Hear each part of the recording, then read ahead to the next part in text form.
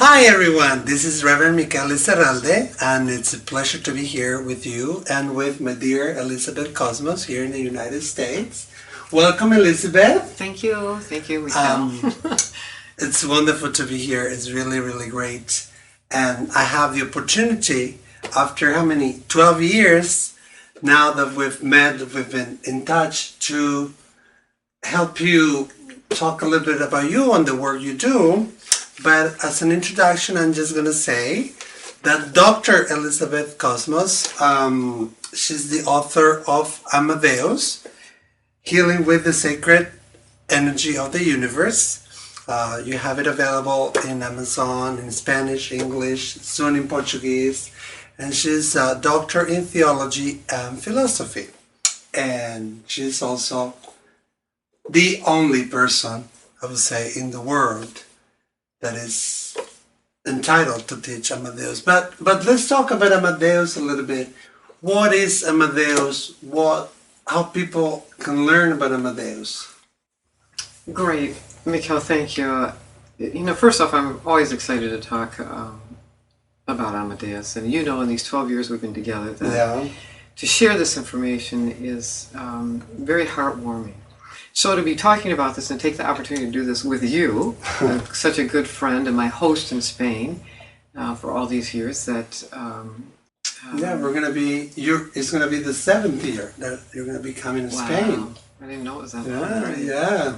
So Ama Deus is an energy healing technique, and it's a channeled. Many people know about Reiki. They hear Reiki, and there's many methods out there that are all over the world now, and lovingly so, and rightfully so.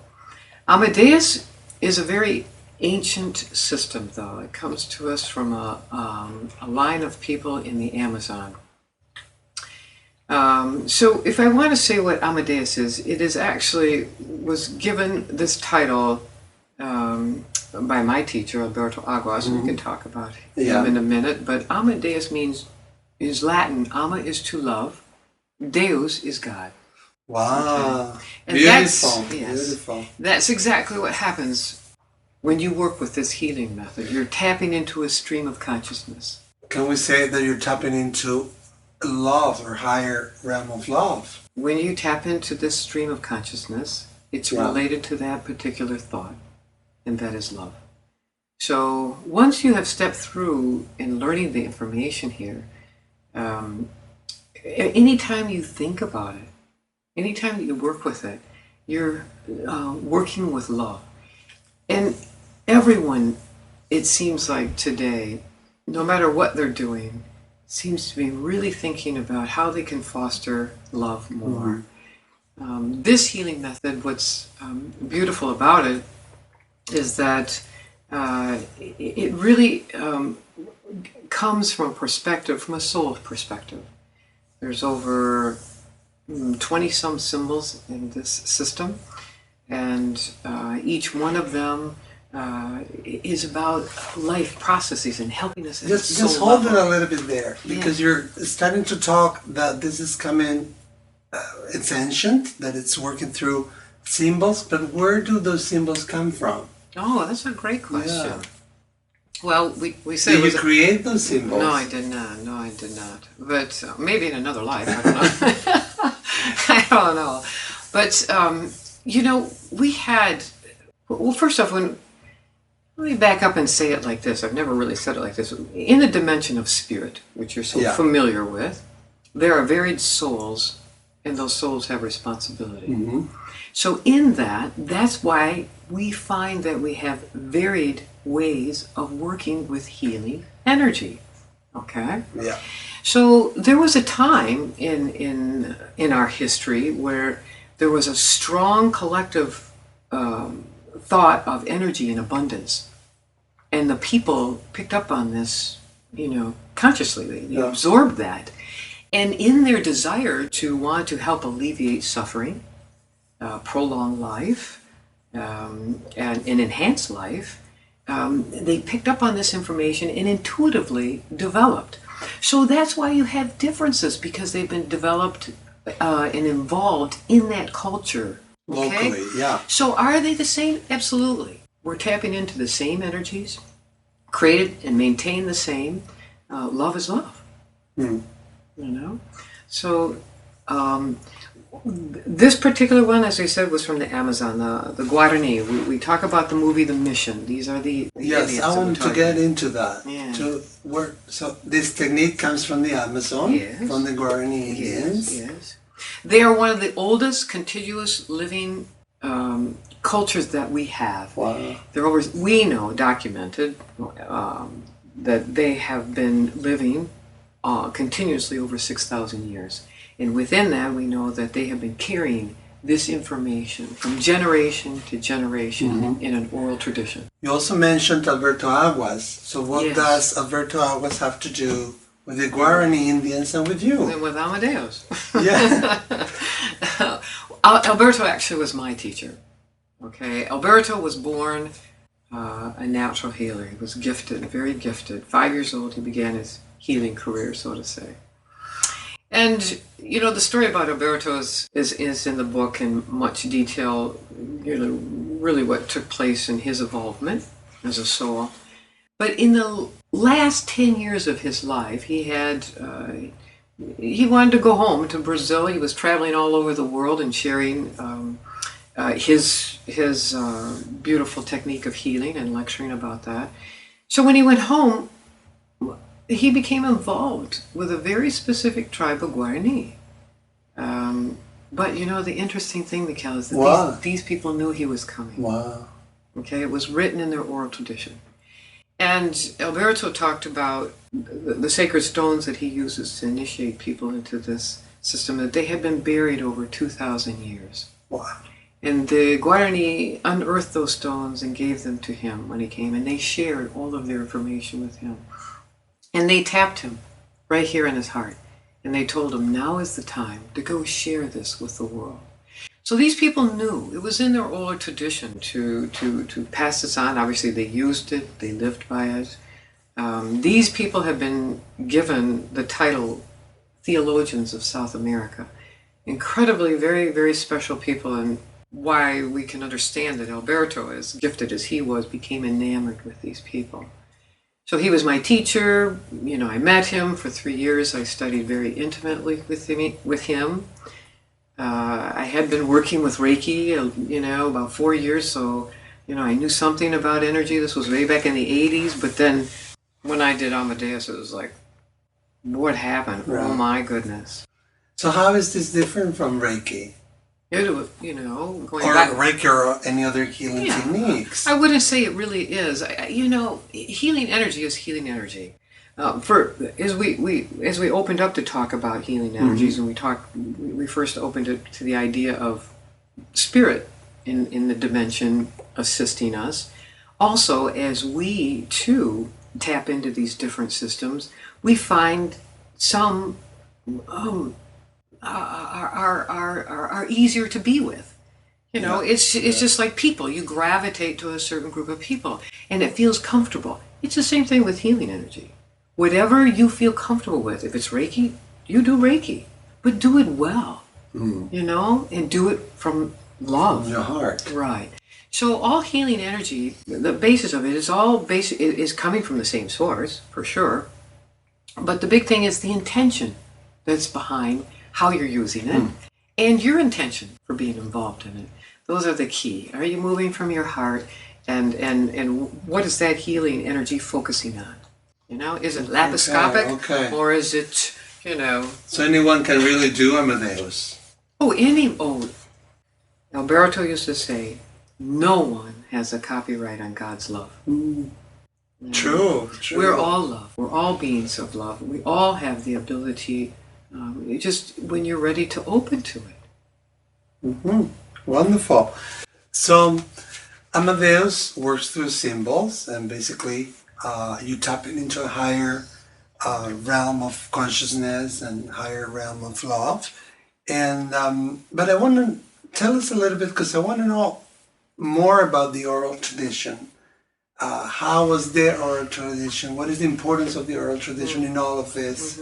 It's a good question. It's a very good question. And one would, in the high technology that we have today, how everybody gets to see us, right? It's not through oral tradition. Well, in a way, so it comes, yes. So it does, it does have its benefits. But, I believe for the Western mind, we can comprehend on a conceptual framework of what oral tradition is, or the definition of what oral tradition is.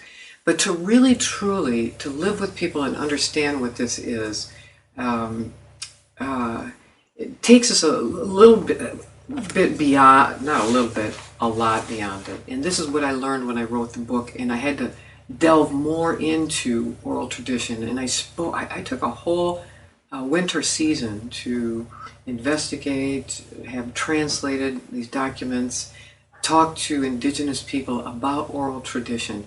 One of the things I want to say is I really think the brain functions differently. Okay? When you have to sing your history and the whole village hears this, then you live by that. Okay? And it's passed down, and it's passed down in such a way that it's not lost. People safeguard this information. It's very dear to them. It's very important to them. It's their life. So if your library burns down, it doesn't matter. You have it all in here. So the oral tradition for us now in the modern world is extremely important. It's easy for us to want to put things on the website and say, here, energy's energy. But that's really not the way this works. If you were to have a long distance relationship with your partner, how would that feel? You'd be okay. You could get across your message. But how more special it is when you're in person with someone. You came all the way to Spain to visit me. I mean, how special. We talk all the time on the phone, but when you're here, it's so different. So unique. It is. So when people come together, it's heart to heart. And that's the real purpose of what we're on earth for. We're here to love and to heal. Everything else is just waiting, but it's about the love. And can you really love at a distance? We know we're here to experience physically and to share and to be with people. So when you sit in a class and receive information like this, especially like this, it's so much more heartwarming. It's so much more that you'll gather than to go on the internet and find something and get the information and say, okay, now I got that. And yes, you do have it, probably. But that's not the way this was set up. This was set up to be carried on heart to heart. So how does this heal then? How does this work? When you do that's a big subject. Maybe another YouTube message. Healing is a big subject on its own. Healing is really recognizing what needs to change, to have emotional release and to move on, and to grow and to walk the earth lightly in the beauty way, and to be able to. Well, here's the words that Alberto used to say. He says, never withhold your love. That's what keeps you coming back. So when you think about that, never withhold your love, how many times have you had a thought about, I got to go meet this person, and this person did that, and that? Were those loving thoughts? Were those loving thoughts? So right there's a healing process. No, you stop yourself and then, wait a minute. That's not a healing thought.